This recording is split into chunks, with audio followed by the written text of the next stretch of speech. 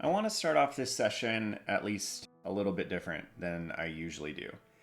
I wanted to take a few minutes and talk about my materials. This is something that for some of you is going to seem very important, and for others is really not that important at all.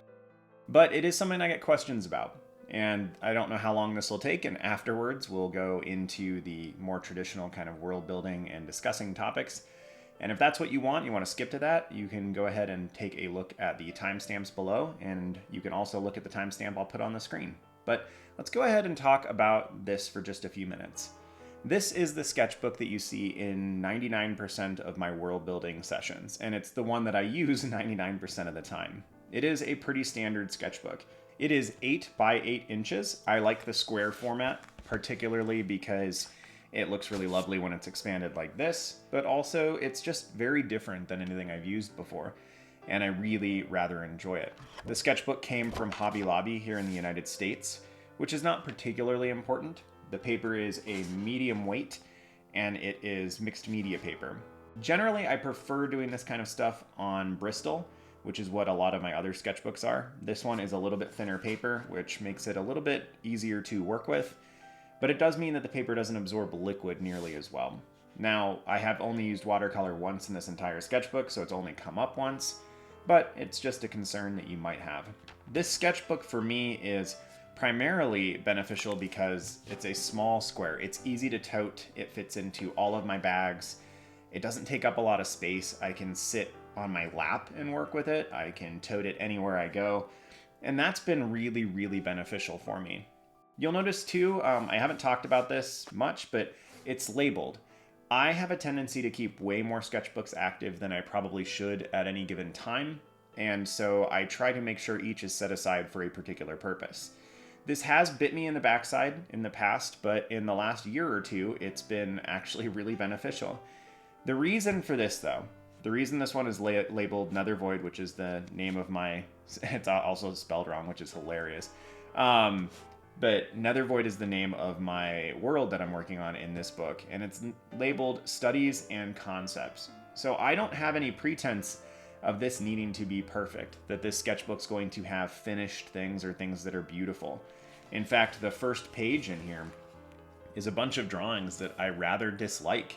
I was kind of trying to figure out how I wanted to draw things in this sketchbook as I got started. And in fact, this is the second page that I worked on. I know it's in the middle of the sketchbook, but you can see up here, like, these drawings are not to the same caliber as a lot of the other stuff. These things, this is all early stuff. Some of the things that I worked on in the first week or so that I had this sketchbook. It took some time to figure out how I wanted to do things. And pretty quickly, I figured out it was going to be things like this. Loose drawings, pencil sketches, ink put on top, and then brush pen over the top. But the sketchbook itself is mostly a benefit to me because it's specific. It's got one purpose. I'm allowed to do whatever I want in it as long as it's in service of the studies and concepts. The square's just fun, and yeah, I like the way that it's put together. Oh, there we go. It's a Master's Touch Fine Art Studio. But again, that's Hobby Lobby's brand. So whether you like Hobby Lobby or not, these are things I picked up years ago, and yeah, we'll get into that now. The next thing I want to talk about is my pencil. And again, the vast majority of the time, this is what I work with. This is a Prismacolor Kohl Erase, and it's a red pencil. I actually had a friend of mine on the Discord server who recommended these, who uses them and used them for animation, and it was a lovely recommendation. Obviously, sketching on the underside of things with some kind of pencil is beneficial because it allows you to work out your shapes and your details before really diving in. But the red is not better than a typical pencil. It's just more enjoyable. It sticks out differently. When I go and I do the sketches with my red pencil, there's something about it that sticks out just a little bit differently. It catches my eye, but by and large, it's just more enjoyable for me. And you can see my sketches are often very, very loose as I'm working things together. But this is a Prismacolor Kohl Erase. There's red and there's blue, and I think that's it. There might be some other colors, but those are the only ones I know about. I do recommend using a pencil for undersketching when you're doing concept art or world building stuff because it alleviates, again, another level of pressure. You'll find the more I talk about these things, a lot of it comes down to alleviating pressure and making your own life just a little bit easier.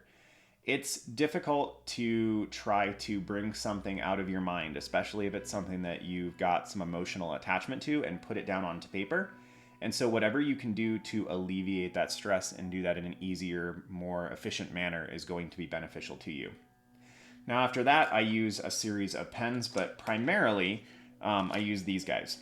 And in fact, in most of my my ink drawings, these are the three that I use as well. These are all Pigma Micron. Or actually, no, they're not. These two are Pigma Micron. This is a Pigma brush pen. This is the standard one. This is a 01, which is a 0.25 millimeter. This is my standard pen that I use for almost all of the drawing I do. I buy these in packs of 6, and just over time I replace them. They're not super expensive, but they're very, very consistent, and that's what I really enjoy about these. I got into these when I was teaching. They're very nice for students because they're a little bit robust. Like, it's hard to break these guys. They last for an extraordinarily long amount of time, which cannot be said of this, which is the 005, which is a 0.2 millimeter. This has a much finer tip and is much, much, much more easily damaged. In fact, even when I'm putting it back into the cap there, you have to be so careful, because if you push even just a little bit against the side, it will damage the tip. The benefit, though, of course, is this is a little bit thinner than the 01, which makes it just, oh man, like the detail you can get with the hatching on things like this is wonderful. But primarily I use this guy. And it just allows me to have really consistent marks, and it's watertight. It's waterproof once it dries. So it's going to allow me to take watercolor over the top if I want, and when I put brush pens over the top, those two, the water in those is not going to reactivate this.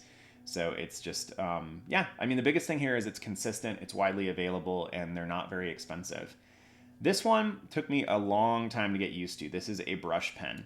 And these guys are some of my favorite tools nowadays, but they took me a tremendous amount of time to feel comfortable with. I'm not 100% sure why that's the case, but when I first bought one of these, I so naively thought that it would just be one of those game changers. Like, oh my goodness, I've watched all these other artists work with these things, and once I have one, I too will be able to do things like that. And we all know that's just not how it works.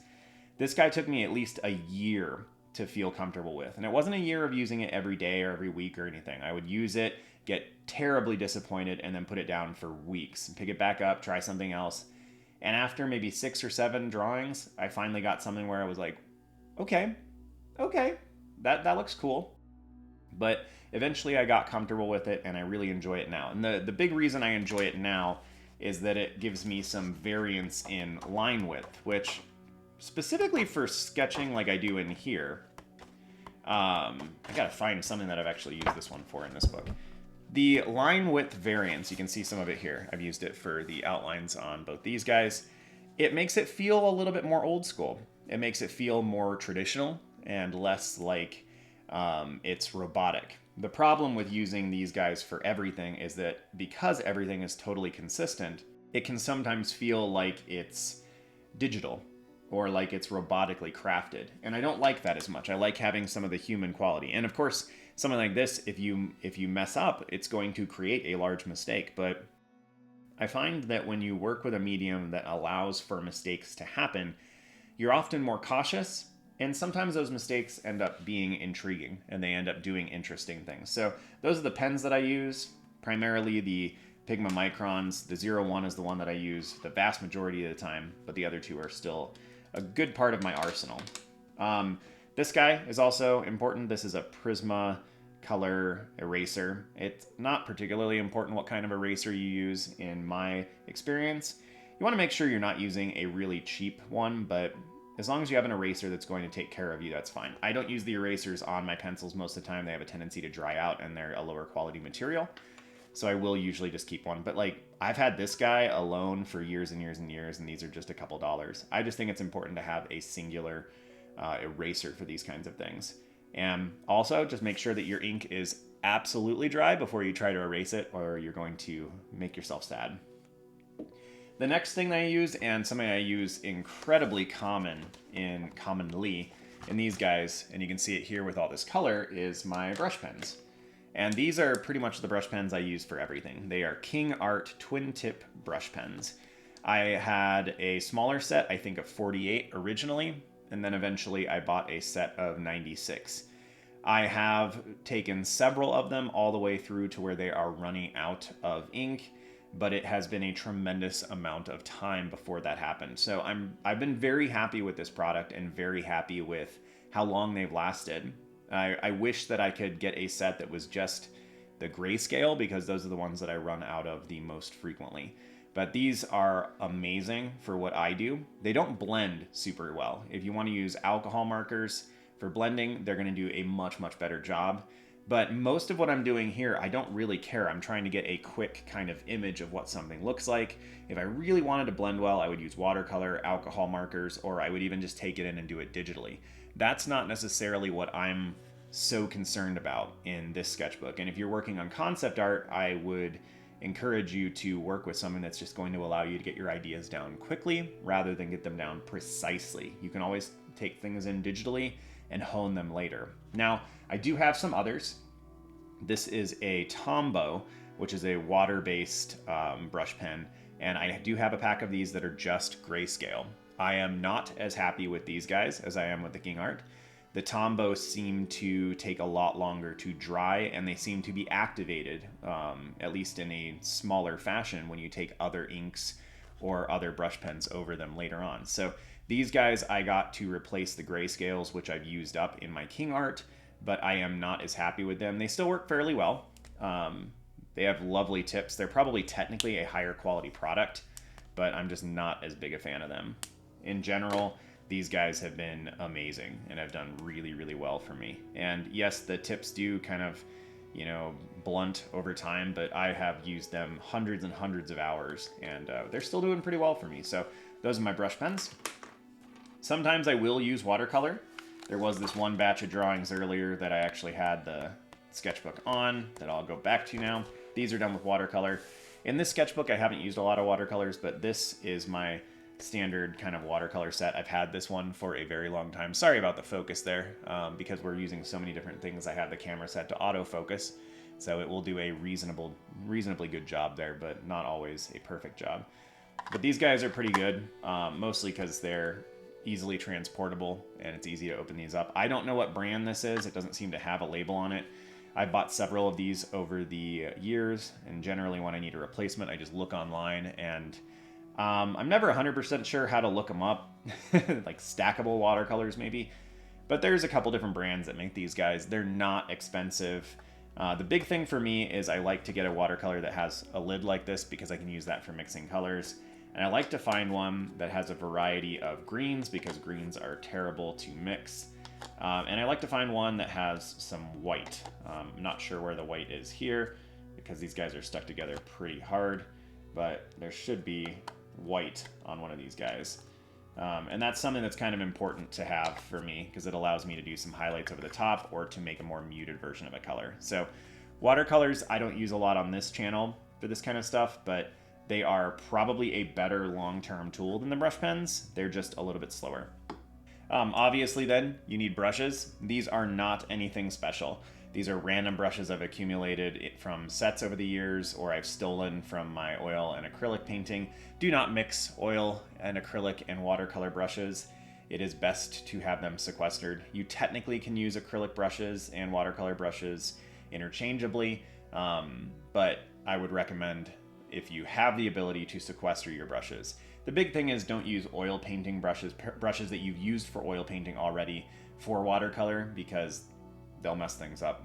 If you have never used it for oil painting and it's technically an oil painting brush, it won't create a problem. The last two things I want to talk about here are pretty simple, which is the fact that I do use references when I go through this. I know sometimes that gets a strange reputation in the artistic world, but it really, really, really should not. You should be using references when you need them for looking things up, not for looking things up, for actually like what things look like. It is easier. Like, these trees were made without looking up references. They're not as good as the plants over here.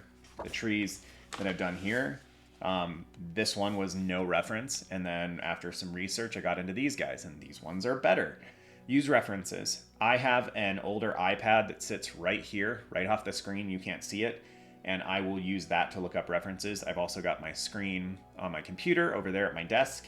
And so I can have references up. I would say I probably use them 25% of the time. Generally, I like to get a quick sketch of something because you never know if you're just going to hit it out of the park to begin with. I like to give myself that chance. And then after that, I will often go in and look up references to support what I'm doing. But you should know I use them. You should be using them too. If you're doing concept art or world building of any kind, you should be using references. And the last thing here is, what do I do or listen to while I'm doing this? I have a tendency to work on the base level world building stuff with no music on. I will not be listening to anything. I'll not be watching anything as I'm sitting and brainstorming concepts. If I am listening to something, it's music I've heard 1,000 times, and so I'm not paying attention to it. I very, very seldom will be listening to an audiobook or watching YouTube videos or something while I'm working on the base level design, while I'm trying to figure out what a thing looks like. And I think that's important because it's eliminating distractions. It's allowing me to have more of my focus here. I know most artists nowadays, it seems, are always listening to something or watching something while they're working. And I would encourage you to take a break from that sometimes, to just do the work for a little bit of time. And even if it's just 10 or 15 minutes of your sketching phase and that's it in the silence, I would encourage you to try it. It's a good thing. Now, when I'm working on coloring stuff, if I'm not recording, because obviously I can't be listening to things while I'm recording like right now, but if I am just coloring things in or working on iterations, I will often listen to music, or I'll watch videos, but really I'm not watching them. I'm just, my phone will be sitting somewhere else, and I'm listening to lore about something or listening to Lord of the Rings while I'm working on some of these drawings. But generally, I will only do that once I have my ideas set. It's the same thing for when I'm working on my novels. I will listen to music, but it's always, without fail, music I know well enough so I don't have to pay attention to it, which is easy when you've been listening to the same band since you were 14. But all in all, that is pretty much my my supplies, the things that I use to help me make all of this world building stuff. This went a little bit longer in this portion than I expected, but I don't think that that's necessarily a problem. So I hope that was beneficial to you. I would love to answer any questions you have about any of the supplies I use or any of the supplies I don't use. And if I've forgotten anything or left anything out, please let me know and give me some grace, because I'm obviously doing this in real time. I'm not doing this as a voiceover. So, all right, well, let's go ahead and jump into something here, and we'll work on a little bit of the actual world building. All right, well, let's hop back into these guys since we've already taken a bit of time. We'll just work with something a little bit simpler. And I'm going to talk about why this kind of stuff is exciting to me, because it is. I think at a fundamental level, kind of like I talked about even with the supplies, is there's something just exciting about bringing something new into being. But I find that I engage more fully with so many things through the process of world building. Now, what I'm drawing right now are like tiny little crops that are hypothetically being grown inside this volcano. And that, strains credulity, right? That kind of doesn't make sense at an actual, fundamental level. Like, how would that work? That probably couldn't function. But we're in a fantastic world. And so we're not really concerned about things that do function. We're either concerned about things that couldn't, or we're concerned about things that could. And the way I like to think about fantasy most of the time is, how can you take what we have in our world and then just make it kind of a more extreme version and play with it that way? That's not always what you got to do. Fantasy that is crazy high fantasy is pretty cool. I don't know any great examples of it off the top of my head, but a lot of video games are like that really crazy high fantasy where there's a tremendous level of magic involved in the world and lots of things that don't make sense, and consistency is just not a real care of the creators. And that's fun. I would struggle with that, because if I don't feel like there's any consistency to build off of, it makes me struggle with, how do I know what I can do if there's no boundaries at all? And I think that's part of the reason why I didn't like Harry Potter nearly as much as I liked Lord of the Rings. Lord of the Rings felt like it was far more internally consistent, and I really enjoyed that aspect of it. But so much of this is just these things are enjoyable to create. And right now working with all these plants, I grew up with a grandpa who kept this massive garden in Ohio. Now I live in Colorado, and in Colorado it is very hard to grow just about anything other than tumbleweeds. Our environment here is a high desert. We do not get a lot of moisture, and when we do, it's not particularly regular, and generally it just leads to floods because our soil is not very good at absorbing all of the excess moisture. And I have tried for years to grow a good garden here, and only at one house have I managed to actually do a good garden, and it was wonderful. And we had to leave that house years back, almost a decade now. And I have tried many times at our current house to grow a good garden, and it is just a phenomenal struggle. And I love growing things. I love plants, as you've probably noticed from some of these world building sessions and the stuff that I talk about. And it all kind of comes back to my grandpa and what he did with us and whatnot, and all the fun things that I got to explore that way with his giant garden in Ohio where they actually have topsoil. But every time I engage with world building and I think about food, I think about the strange things that these people might eat in their weird locations, inside volcanoes, on the sides of waterfalls, under a giant rock in the middle of a desert, or just normal kind of villages, because there's a lot of just normal stuff too. I think about my grandpa, and I think about food, and I think about my adventures on this world and all the cool places I've gotten to go and see. And I get a chance to relive those experiences. And in lots of cases, I get a chance to explore things that I haven't actually had the opportunity to do myself. And if you've gotten the ability to travel, it can be very cool to bring aspects of that into the stories that you tell and the worlds that you build. And if you haven't, it can be a fun way to explore in a different manner, because you can go about finding and researching things and pulling them into your stories. And there's a lot that can be done that way.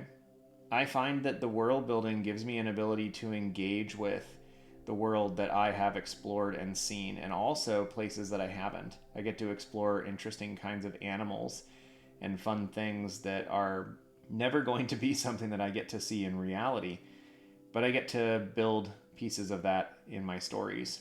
And that's pretty cool. I find that pretty fascinating. And the world building allows me to do that, particularly because it forces me to focus with an intensity that I wouldn't use otherwise. Because you kind of have to. Like, if you're thinking about these things with any kind of real detail, you're going to naturally have to explore stuff that's going to require some intense thought. I'm going to come back to these fish too. And this little squiddy guy. But again, like these little guys here, like I don't draw, I actually draw things with tentacles all the time, but I don't draw fish often. And the little fish that I draw for like my daughter's, drawings that I send her to school with every day, like they're pretty goofy looking. Like they're not very good fish when I have to draw them. So the excuse to look things up is often really, really helpful. And yeah, I just find that there's a lot of joy involved in this process, in the process of working through things and learning about new things in this world. And honestly, at the end of the day, all of this is just in service of the book and the stories that I want to tell. I enjoy the world building. I probably enjoy it more than any other process. It's almost like I write the books so that I have an excuse to keep world building. And I don't know if there's anything wrong with that. I don't think that's quite the normal path. I think most people world build out of necessity or get themselves trapped in the idea that they have to world build all these things, that they want to be able to write a fantasy story or, play around with a really cool personalized campaign for D&D or something. But I think the reality is that world building for some of us is just the piece that we love most. And like I've mentioned on this channel, if I could find a way to world build for a profession, to just develop ideas and cool little sketches and brainstorm out how things might function, like that would probably be my ideal job. And I know that that's essentially, on some level, that's what concept artists do. I don't know that I'm quite good enough for that yet. I hope that someday I'll be able to be that qualified, but we'll see. We'll see. At this point, I'm happy with the way that my skills keep growing. And I think that the world building is a huge part of that because it gives me a reason and a weekly excuse to draw new things, to try stuff that I wouldn't try otherwise. And that's where the growth occurs. The growth doesn't come out of just drawing all the time. It comes out of drawing new things and trying new strategies. If you've been at this for any amount of time, you've probably found that when you only draw one thing, you only get better at drawing that one thing. Yes, some things are transferable, but especially if you just draw one thing, it's the transference is not going to be happening at any kind of rate that you're going to be satisfied with, I don't think. These fish are funny. I'm going to have to figure out what to call these guys. I was thinking too about this race as I did some writing today after I recorded the initial segment of this video. And they're in an arboretum right now in the story in this city up on the top level. Let's see if I can path them back here real quick. Whoops, too far. But they're up here on top and they're in this big dome that they're exploring at the moment. There's something hidden in there that one of the main characters is going to have to pull out. And it's going to be kind of a sword in the stone, except it's a sword in a tree, but kind of that same idea. And except instead of it being like, oh yes, this is the true King of England, it's just, sorry guys, I'm not sure how this sword got stuck here, but it's mine and I need it back. And but what's happening in that moment is they're in this arboretum and one of the guys who lives there is grabbing figs off the trees and talking about the things that they eat. And these are more elemental creatures. Well, they're not creatures. They're mortals. They're not humans, but they're another mortal race. So kind of like to humans as dwarves or hobbits or the elves might be if elves weren't actually totally immortal. But they're just another mortal race. And I'm trying to think about what do they eat and how do they eat? Does their metabolism work similarly? And okay, they eat fruits, but do they eat vegetables? And do they eat a lot of meat? Is that kind of stereotypical to assume that well, they're fire-based beings, so they eat lots and lots of meat? I don't know. These are things that I haven't thought about a ton. One of the other races, the sprites, that we've worked with a little bit in these sessions, they are kind of druidic and elvish in a manner. And, the kind of things that they eat, one of the races of sprites is almost entirely vegetarian. And then the others are just they eat like humans do. So they try not to get eaten by all the stuff that is on the bottom of their forest. But it's funny to think about, not just what does this culture eat, but what does this race eat? Are their bodies fundamentally different? Is their metabolism different? Are they able to eat the same things that humans eat? And I find those kinds of things really enjoyable to process and think about. And that happens probably mostly because of the back and forth with the world building and then the writing of the story. If I wasn't doing both, I don't think I would be accomplishing nearly as much. So maybe if I have one piece of advice to throw out with everything today, after all of the talk about supplies and whatnot, is that if you are working on either side of this spectrum, if you are world building or if you're trying to write a book or a novel of some kind, I would encourage you to do the opposite one too. To work on not just writing your book, but also do a little bit of world building drawing. And I think it will benefit you. I think that having the constant back and forth. Oh, it's funny. I can hear coyotes outside right now. I'm recording it at night, and there's a pack of coyotes coming through. But anyway, I would encourage you to do both sides. So if you are writing, I would encourage you to make some drawings and some sketches, look up references, whatever it is that your characters are running into. If they've got crazy magic swords, try to draw the swords. If they've got cool architecture or they're going to magical places, take the opportunity to try to draw those. And if your sketches and your drawings don't turn out well, like, it doesn't matter. It will get you closer to it. Every time you practice, you'll get a little bit better. You'll start to figure out how to actually represent whatever it is that you're trying to represent. And I think that that's important. You'll learn a lot in the process. It's rather enjoyable, and it's a good thing to do. And if you are just world building and you find that you get in some slumps or you're not sure exactly what to do, start writing some stuff. And don't assume that means you have to write like a book, because you really don't. There's no reason that you have to write a book, but you can do lots of writing that is just in service of your world building. Before I got really serious about writing my novel, I started with writing kind of the Genesis story.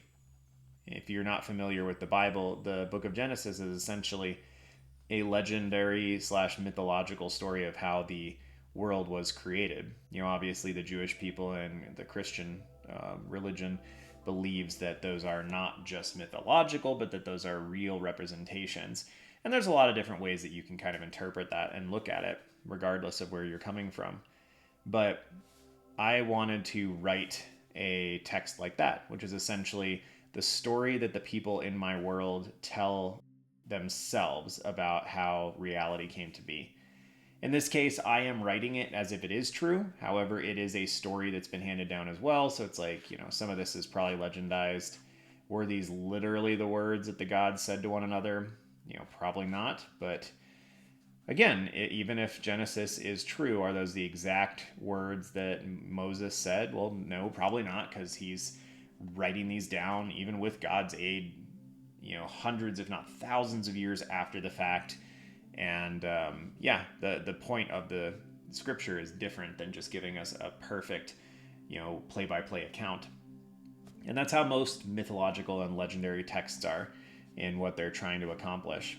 But I started with that. And so you could start with similar things, writing out just descriptions of what your character arcs might look like, or descriptions of cities, or templates for things, or descriptions of all these gods and deities, or trying to just work out how each of your dragon types are different. All those kinds of writing are all beneficial. I've done bits and pieces of all of those, and especially on days where I'm just kind of struggling with things, that kind of writing is often a little bit less stressful than some of the other writing. But I'm going to go ahead and close out this session since we've broken it into 2 segments, but I think we're going to call it good for now. So I hope it's been beneficial to you. I know going over all the supplies is a little different, but I thought it might be beneficial. So let me know in the comments below if there's anything else that I've missed that you would like to talk about, hear about, see, whatever that might be. And as always, thanks for being here. Thanks to my patrons as well who are on the screen right now. If you want to check out the Patreon or the Discord, you have that option available. You have that option available to you. It is linked in the description down below. Well, have a good one, y'all. See you soon.